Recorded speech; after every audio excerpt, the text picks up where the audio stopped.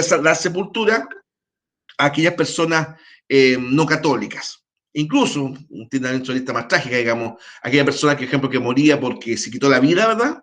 También era enterrada ahí, en la creencia, ¿cierto? Que no murió en gracia de Dios, bla, bla, bla. Entonces, eso también generó un problema, porque evidentemente ahí estamos en presencia de una discriminación, ¿no es cierto? Que, o sea, ante los ojos actuales sería una tremenda discriminación. Entonces, ¿qué es lo que pasó? Por un lado, el arzobispo de Santiago, ¿verdad? Rafael Valentín Valdivieso, prohibió a los católicos enterrar a sus deudos en los cementerios laicos. Y el presidente de Santa María, que era tanto sudo como el arzobispo Valdivieso, ¿verdad? Declaró que toda persona que intentara enterrar a sus parientes en cementerios no estatales, ¿verdad? Serían tomados presos, ¿sí? Tanto así eso se determinó en la prensa de la época la guerra de los cadáveres. La guerra de los cadáveres. Y hubo situación, por lo menos, o sea, apareció en la prensa de esa época, que ya había en Chile bastante, en que en un momento se estaban haciendo dos funerales, uno público y otro privado, de la misma persona. Pero ustedes, ¿cómo? De la misma persona, claro, porque como forma de despistar a la autoridad, una importante familia católica hizo un funeral público con un ataúd, adentro habían piedras, pusieron piedras, ¿ya? Y lo hacían como que hicieron como la parodia o la parola de enterrar a ese deudo en un cementerio laico. Pero el cadáver del deudo fallecido estaba siendo enterrado a ese mismo momento en un cementerio católico, porque ahí tenían el resto de la parentela, ¿verdad? O porque establecían, ¿no es cierto?, a ellos tranquilidad en su conciencia. Después se dictó una ley, ¿verdad?, más bien conciliadora, en que dejaba a cada familia la libertad, que era lo que correspondía de un comienzo en todo caso, de enterrar a sus deudos donde lo estimara, ya sea un cementerio estatal laico o ya sea un cementerio parroquial católico, ¿ya? Eso, la guerra de los cadáveres se llamó, y eso ocurrió, y fue verdad, muchachos, en el gobierno de Santa María, en donde por lado y lado impusieron penas, una espiritual como la excomunión y otra legal, como el presidio, ¿verdad?, a quienes enterraron sus deudos en determinados cementerios. Bueno, ya nombré a José Joaquín Pérez, ¿verdad?, como el primer presidente de este periodo, de la República Liberal. Y si ustedes se fijan, a partir de Errázuriz, incluyéndolo, son todos gobiernos de 5 años. ¿Ya? Errázuriz, 71 al 76, Pinto, 76 al 81, Santa María, 81 al 86, y Balmaceda, 1886-1891. ¿Ya? Y eso se considera como el fin de la República Liberal, ¿verdad? Bueno, ¿por qué se produce ese fin? Porque en ese instante, ¿verdad?, se produce una crisis política muy fuerte, en la cual el Partido Liberal, que partió siendo gran mayoría en las dos cámaras, empezó poco a poco a perder su peso político. Y llega al presidente Balmaceda, ¿verdad?, elegido por mayoría nacional, pero él era minoría en cada cámara. Lo cual es muy complicado para un gobierno, para la redundancia, gobernar con minoría en ambas cámaras. Es difícil ese tema. Bueno, Balmaceda le ocurrió, ¿verdad? Y también hay que decirlo, a pesar de que Balmaceda hoy día se le recuerda como uno de los mejores presidentes de Chile por el tema del salitre, ¿verdad? Tuvo una visión de Estado, incluso Balmaceda fue visionario en muchos aspectos, pero a él en su momento le faltó manejo político para negociar un poco con la oposición, ¿verdad? Y lograr ministerios de consenso. No quiso imponer su autoridad, ¿verdad? Y el tema llegó hasta el grado más extremo cuando quiso imponer a su sucesor presidencial. Primero Enrique Salvador Sanfuentes y después Claudio Vicuña. Y la oposición, que en otro tiempo veía cómo el presidente saliente imponía al sucesor, porque eso ocurrió tanto en la República Conservadora como en la República Liberal, ya que el presidente de ejercicio, en México ese mismo fenómeno, ¿verdad?, político, se denominó el dedazo, cuando el presidente, en su último año, el presidente saliente decía, este es el candidato de gobierno, ¿verdad?, y estaba claro que iba a ganar, o ganaba, como dicen los mexicanos, o ganaba por las buenas o ganaba por las malas, digamos, o sea, por fraude, ¿ya? Aquí pasó también, hay que decirlo, y repito, pasó tanto en la República Conservadora como en la República Liberal. No pensemos que aquí los buenos eran los liberales y los malos los conservadores, no. Ambos cayeron en las mismas prácticas, ¿se dan cuenta? Balmaceda quiso hacer lo mismo, pero los tiempos habían cambiado. Ya no estábamos en los tiempos de Montt, de Prieto, ¿no es cierto? Incluso del mismo Santa María, que fue un periodo antes nomás. Él se encontró con una oposición que lo cual había que negociar y Balmaceda no tuvo capacidad de negocio con ellos. Y se armó una guerra civil, la famosa guerra civil, ¿verdad? En la cual hubo un instante que hubo dos gobiernos en Chile. El gobierno del presidente Balmaceda en Santiago y la oposición formó una junta de gobierno encabezada por don Jorge Montt, marino, representando la Armada, ¿verdad? Que se pronunció contra Balmaceda en Iquique. En Iquique. ¿Se dan cuenta? Entonces, el tema llegó al cabo más crítico de lo que había pasado hace tiempo. Claro, porque si ustedes se fijan, Montt también se enfrentó a revoluciones, dos. Pero acá los poderes del Estado se dividieron. No fue en el caso de Montt, porque en el caso de Manuel Montt, ¿verdad? Se enfrentó a líderes regionales que eran opositores. José María de la Cruz en Concepción, ¿cierto? José Miguel Carrera Fontecilla en La Serena. Pero el Congreso permanecía al lado del Ejecutivo, en el caso de Montt. En cambio, en el caso de Balmaceda, no, el Congreso era su rival. Por eso era tan complejo. Lo que ocurrió hace poco, en donde el Poder Ejecutivo, aquí estoy hablando de 2021, en Chile, el Congreso, ¿verdad? Casi desafiando al presidente de la República. Yo recuerdo que por ahí he escuchado algún comentarista político lo hizo evocar la crisis política de 1891. Pero de todas formas, este gobierno, el periodo presidencial, o mejor dicho, el periodo liberal, ¿verdad? Fue bastante más positivo que negativo, ¿cierto? En profunda reforma a la Constitución del 33, se aumentaron los derechos y libertades políticas.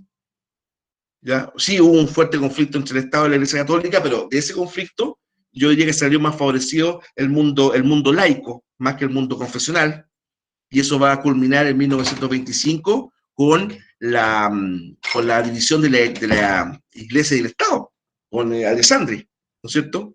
Alessandri, ¿no es cierto?, establece esa división. Entonces, de ese punto de vista, ¿verdad? Es importante señalar que la Iglesia, que tenía prácticamente en su puño toda la sociedad chilena, la cultura, la moral, la educación, todo eso, va a quedar reducida al grupo conservador que la va a apoyar. ¿Se dan cuenta? En economía, Chile se empieza a convertir en un exportador de materias primas, ¿verdad? Inversiones en materia de obras públicas e industrias, sobre todo con Balmaceda. Grandes obras que se mantienen hasta el día de hoy, hasta el día de hoy. Por ejemplo, el viaducto del Mayeco, perdón, no el tren, el puente ferroviario más alto del mundo, ¿ya? El viaducto del Mayeco. Paradójicamente hoy día se usa muy poco, ¿ya? Porque ese ferrocarril, ¿verdad?, de pasajeros también en este momento está suspendido.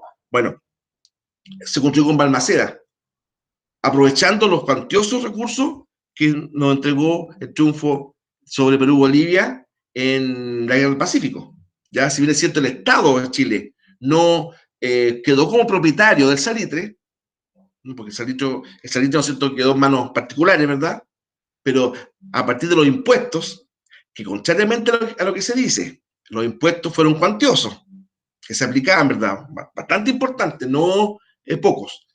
De esa forma, el Estado encontró recursos para invertirlo en obras públicas, ¿verdad? Aumenta el proceso de migración campo-ciudad.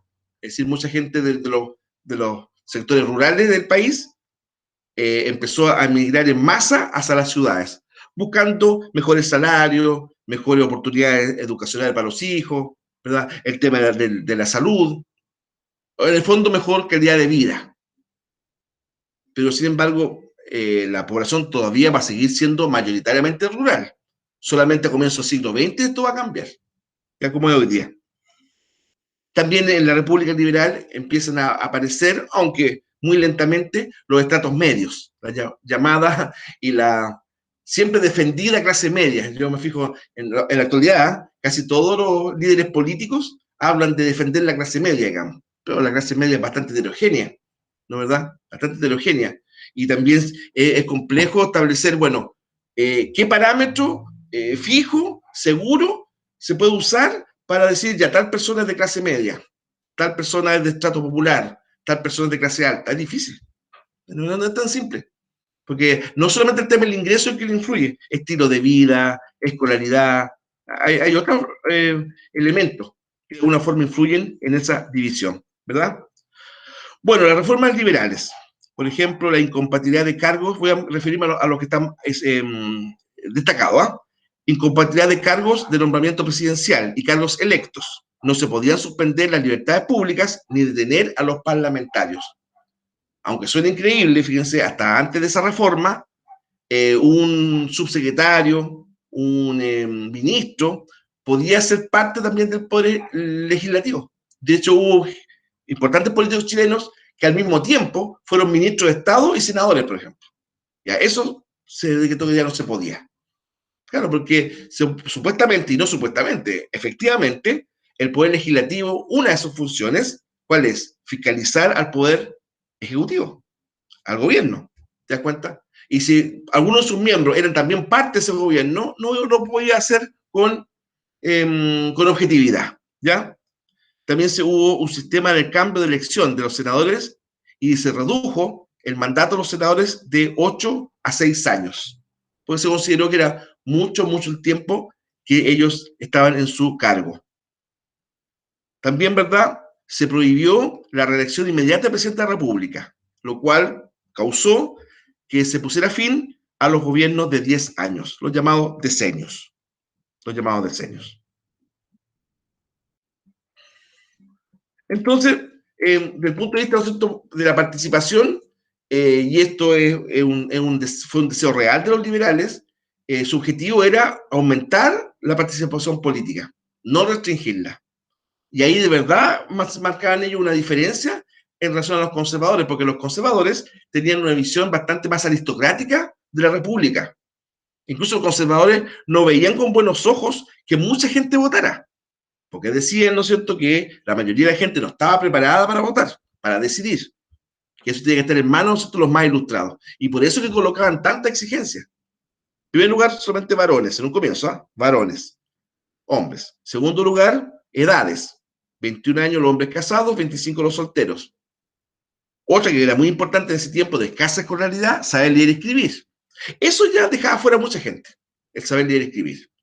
Y si eso no fuera suficiente, se le agregó también otra condición, otro requisito, ¿verdad? Demostrar una renta, un sueldo, un bien raíz, una propiedad. Mira lo que estoy diciendo. O sea, para votar había que demostrar que uno tenía un buen pasar o tenía, ¿cierto?, algún tipo de recurso económico. Eso se denominó, el sistema se denominó voto restringido o voto censitario, porque eran muy pocos. Y el mismo sistema de votación era malo, era malísimo, bajo la óptica actual. Se votaba una suerte así como de libro de firma, así como cuando uno firma, ¿verdad?, un libro de condolencia, de visita, ¿no es cierto? A lo mejor ustedes lo han hecho alguna vez. De esa forma se votaba. Ya está en realidad en recinto distinto.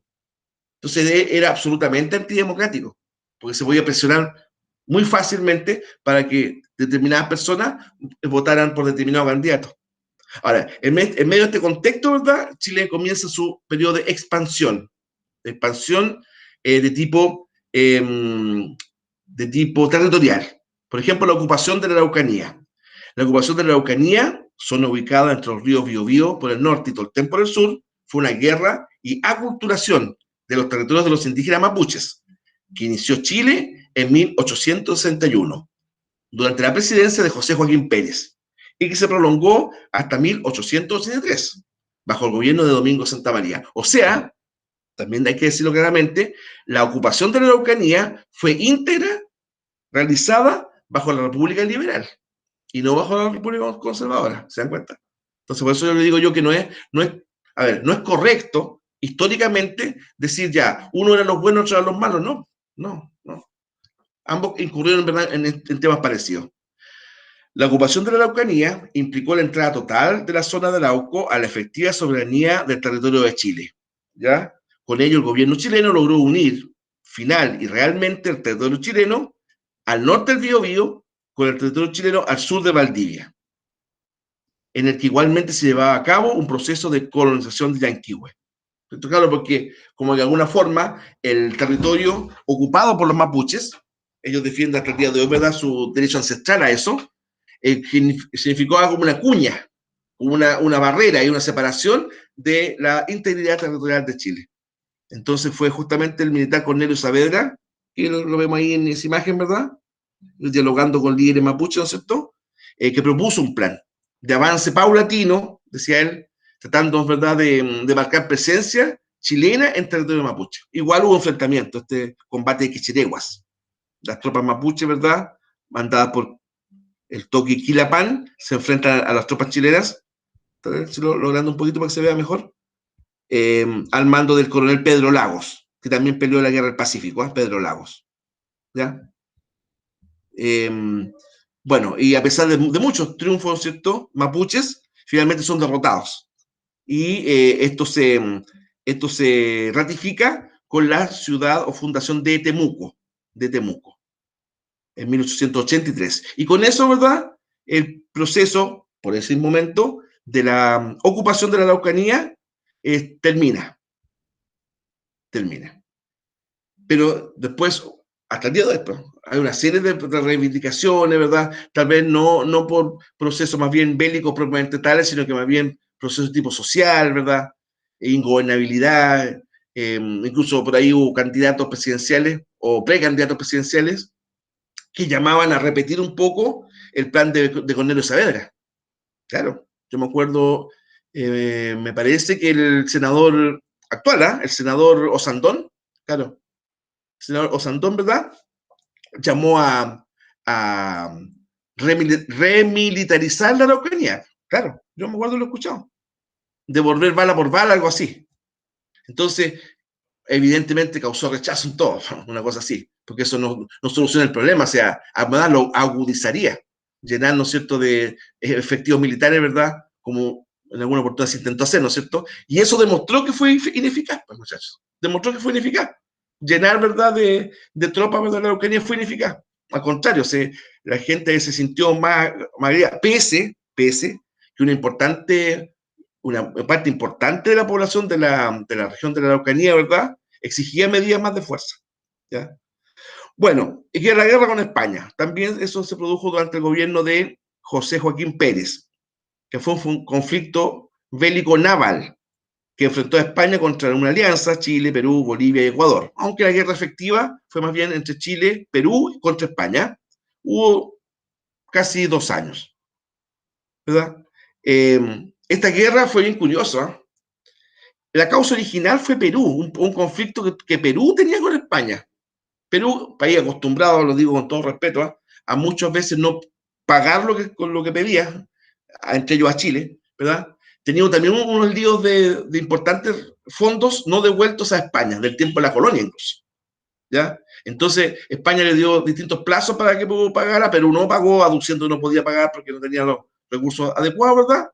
Y en un momento dado el gobierno español, no recuerdo quién estaba de monarca ahí, me parece que tendría sido Isabel, pues Isabel, claro, la reina Isabel, o, o la infanta María Cristina, pero era mujer, me acuerdo. Bueno, ordenó a la Armada Española capturar a modo de embargo temporal, las Islas Chinchas, que eran islas ubicadas frente al litoral peruano, Islas Chinchas.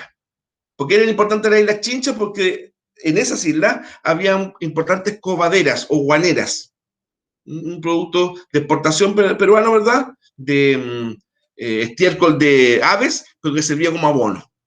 O sea, Perú sacaba divisas de eso. Entonces decía, ya, mientras Perú no pague la deuda, España se va a quedar con estas islas, ¿verdad?, para un poco resarcirse el dinero que Perú le dé. Pero ocurre que todo el continente prácticamente, y fíjense, encabezado por Chile, vio en esa actitud de España una actitud provocadora, prepotente, casi neocolonizadora. Y de hecho Chile, el gobierno de Chile, ¿no es cierto?, de Pérez, dicen que asusado por Benjamín Vicuña Maquena, ¿verdad?, político liberal e intendente de Santiago, ¿verdad?, declaró no la guerra a España, no, pero sí declaró al carbón de piedra contrabando de guerra, es decir, prohibió a los puertos chilenos venderle carbón de piedra a la Armada Española. Incluso también prohibió que las tripulaciones españolas desembarcaran en territorio chileno. O sea, un acto que desde el punto de vista español era de abierta hostilidad. Chile se defendía diciendo, no, pues si no es que sea hostilidad, lo que pasa es que si están en guerra y si Chile es neutral, ¿verdad?, no podemos auxiliar, ¿verdad?, a las tropas de uno de los países en guerra. La neutralidad es así, ¿eh? El país que se declara neutral no puede ayudar ni a uno ni a otro si se declara neutral. Tampoco a Perú, decían los chilenos. Bueno, a España no le convencieron mucho esos argumentos, ¿verdad? Y le exige al gobierno chileno, ¿no es cierto?, una reparación, una suerte de indemnización por esta medida. Y lo que más disgustó, exigía que en Valparaíso se exigiera una suerte de desagravio contra o sea, a la bandera española de 21 cañonazos. Que ese tiempo se estiraba mucho, balas de cañón, pero de salva, ¿ya? 21 cañonazos, como en homenaje a la bandera española. A lo cual Chile dijo, no, esto es demasiado, ¿verdad? Y le cagó la guerra. Y lo malo estaba para Chile, que no teníamos escuadra de guerra, salvo 2 buques bastante deteriorados, ¿verdad? Que ofrecer, ¿verdad?, para enfrentar a la escuadra española, que habían fragatas blindadas, ¿no es cierto? Una de ellas, la Numancia, pero era una escuadra poderosa, una de las mejores del mundo. Y Chile no solamente no teníamos escuadra, además de no tener escuadra de verdad, digamos, los puertos chinos tampoco estaban fortificados. O sea, era una locura absoluta la guerra contra España, esa guerra marítima contra España. ¿Se dan cuenta? Y la causa, se los prometo, o sea, se los prometo porque lo leí, digamos, no porque lo haya vivido. La causa fue que Chile acudió en defensa en Perú. Y paradójicamente hablando, Chile quedó la guerra antes de España. Después se mete Perú, ¿verdad?, por un cambio de gobierno que hubo ahí, y también los peruanos le quedaron la guerra a España, y también lo hizo lo propio Bolivia, que fue bastante incidental, y Ecuador. Ecuador tuvo también un poquito más de importancia porque eso significó que tampoco España podía desembarcar y abastecerse en Guayaquil, ¿ya? Pero la mayor costa era la chilena, por lo tanto era muy complejo. Y fíjese una cosa, a pesar de la inferioridad, la Esmeralda, nuestra corbeta Esmeralda, la misma que se hundió en Iquique, ¿verdad?, dirigida por Juan William Rebolledo, marino chileno, ¿cierto?, formador de otros grandes marinos como Arturo Prat, captura a la Covadonga, ahí en el combate de Papudo. Se enteró que venía la Covadonga sola en viaje de Coquimbo a Valparaíso, y se puso al acecho de esta goleta, que era un poco más pequeño, ¿verdad?, y la captura. Eso provocó que el comandante en jefe de la escuadra española, José Manuel Pareja, se suicidara. No pudo soportar la afrenta, la vergüenza, digamos, con un grupo de marinos expertos. Incluso lo llegó a tratar de grupo de pescadores y maleantes. Palabras de Pareja, el almirante español. Bueno, esos pescadores y esos maleantes le capturaron la Covadonga, pues, muchachos. Y de hecho la Covadonga pasó a formar parte de la escuadra nacional. Salvo un poquito, porque la Covadonga era un buque chico, ¿eh? No es que nos ayudó mucho, pero bueno, pero era un tema simbólico. Ya, se quita la vida Pareja, José Manuel Pareja, y el gobierno español nombra a Castro Méndez Núñez. Y le dice ya, como esta cosa estaba avanzando y no sacaba nada España en el fondo, desde el punto de vista español, también allá en España había gente que hablaba contra esta guerra. Ya saben qué más, hagan 2 acciones importantes de represalia. Incluso el gobierno español le dijo a Méndez Núñez, bombardea un par de puertos, se le sugería Valparaíso y el Callao, y te retiras con tus barcos. Cosa que hizo. Y ahí, esta imagen, que es un poco pequeña porque es una foto de la época, ya había fotografía. Ahí, por ejemplo, se ve el puerto de Valparaíso en llamas. Esta humareda, ¿verdad?, los buques españoles disparando a placer, porque Valparaíso no tenía defensa en ese momento. Intentaron después hacer lo mismo, lo incendiaron, Lo incendiaron, destruyeron los almacenes fiscales, parte del comercio particular. Incluso los ingleses, que siempre han tenido buena presencia en Valparaíso, también sufrieron graves pérdidas en su propio comercio, que estaba en Valparaíso. Distinto, el cónsul de Inglaterra intentó interceder que no hicieran esa locura. Había un buque de guerra ingleses que se entrevistaron, los capitanes, se entrevistaron con Castro Méndez Núñez, ¿verdad?, a pedirle que no lo hiciera porque era un acto de piratería casi, ¿no es cierto?, lo que iban a hacer. Pero Méndez Núñez tosudo, como la mayoría del pueblo español, dijo que no, que no, que no. Y hubo una frase que se conservó hasta tiempos bastante posteriores. Dijo, no voy a imitar la voz para no crean que es burla, pero prefiero una marina sin honra, ¿ya?, que una honra sin marina. Al revés, lo dije mal. Prefiero una honra sin marina que una marina sin honra. Sí, sí, no, no. Bueno, flaco favor hizo Castro Méndez Núñez eso. Prefiero una honra sin marina que una marina sin honra. Eso fue lo que dijo Méndez Núñez. Peor todavía, porque con lo que hicieron, más deshonroso quedaron. ¿Mm? Una curiosidad, en ese bombardeo e incendio de Valparaíso murieron dos personas. Murieron dos personas. Uno de ellos era un señor que deambulaba por las calles de Valparaíso, ¿verdad? Con signos de enajenación, que no alcanzó a evacuar la ciudad, y el otro era un ebrio que tampoco pudo salir. Murieron solamente dos personas en ese atentado, fue un atentado contra el derecho de gente, el derecho internacional, etcétera. Porque claro, bombardearon impunemente una ciudad indefensa. Repito, solamente hubo dos muertos. ¿Mm? Bueno, la Guerra del Pacífico fue el otro gran conflicto de la guerra, de los mejor dicho, de la República Liberal, ¿verdad? La Guerra del Pacífico fue un conflicto armado, acontecido entre 1879 y 1884, que enfrentó a Chile contra dos aliados, Perú y Bolivia. La guerra se desarrolló en el Océano Pacífico, en el desierto de Atacama, en las serranías y valles peruanos, ¿ya? En las serranías y valles peruanos. Y no en territorio boliviano, ¿eh? Y de hecho, Bolivia, al no cumplir el tratado de 1874, que prohibía expresamente alzar los impuestos sobre el tradite chileno de Antofagasta, ¿verdad? Que en ese momento era boliviana, dio bueno, para ellos la excusa, para nosotros de la causa, que Chile dijera, ya, ¿saben qué más? Nosotros desconocemos entonces todos los tratados con Bolivia. Y Bolivia dijo, no, pues nosotros tenemos el derecho no solamente de aplicar impuestos, sino que también tenemos el derecho de rematar la oficina sanitaria. Rematar la oficina sanitaria, ¿no es cierto?, por el incumplimiento que Chile, o mejor dicho, que esa oficina hizo de la medida aplicada por Bolivia. Y se dio una fecha, 14 de febrero de 1879. Ese día se iba a rematar la oficina sanitaria en Antofagasta para pagar la deuda que ya estaba arrastrando ya, por lo menos un año. Y en el momento que iba a pasar eso, ¿qué le ocurre? El ejército nuestro desembarca en Antofagasta. Y con eso es un hecho ya de guerra ya, ¿no es verdad? Ya, estoy leyendo, Francisco, yo de verdad no veo tú interrumpes más en voz, ¿ah? Porque ahora recién estoy leyendo el WhatsApp, ¿ya? Tú interrumpes más en voz. Profe Profe, no César hay. dice, los chiquillos pidieron 5, ya, ahora lo vi, porque obviamente yo no los veo, así que tú interrúmpeme Ah, ya. nomás, ¿ya? No, No, si yo me trato de desentenderme un poco de los WhatsApp porque así para concentrarme en la materia, ¿ya? en el chat ¿Cómo? no hay pregunta por si acaso. Ya, estamos a 5 minutos, son las 5:20, ¿ya? Ya. Perfecto. Chile quedó temporalmente en posesión de las provincias de... dije mal. Número uno. Si puedo partir por el 2, perdonen. Chile extendió hacia el norte la frontera, quedando perpetuamente en poder de las provincias de Tarapacá y Antofagasta, como hoy día.